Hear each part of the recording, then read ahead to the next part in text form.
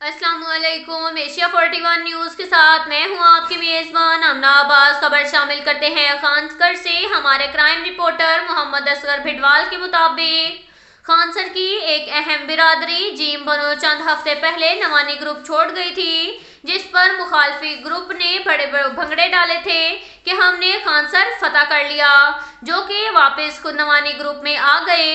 अमीर खान बलोच और मालूफ मेट वाले, जिनमें अब्दुल्ला खान बलोच, औरंगजेब खान बलोच, हफीजुल्लाह खान बलोच और इनका खानदान और बरादरी भी शामिल है। मुखालफिन की खुशियां आर्जी साबित हुई। खानसर फतह करने का ख्वाब हमेशा ख्वाब ही रहेगा।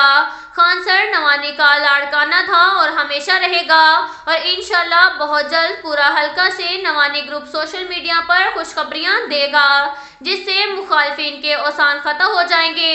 बखर की अवाम नवानी ग्रुप का दौर याद करने लगी, जिसमें आम अवाम की हुक्मरानी थी, अफसर शाही न थी।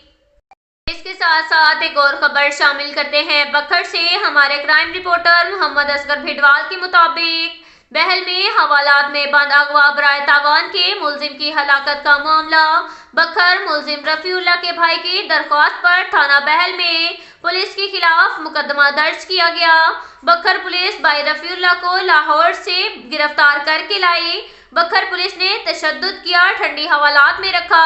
रफीउल्लाह के खिलाफ थाना सराय मुहाजिर में अगवा बराए तावान का मुकदमा दर्ज था। बखर पुलिस ने तशद्दुद नहीं किया, मुलजिम दिल का दौरा पड़ने से जाम हक हुआ। पोस्टमार्टम मुकम्मल, लाश वर्षा के हवाले कर दी गई।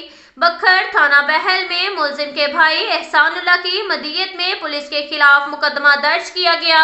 अब तक के लिए इतना ही काफी है। मिलते हैं अगले बुलेटिन में, हमारे साथ रहिएगा।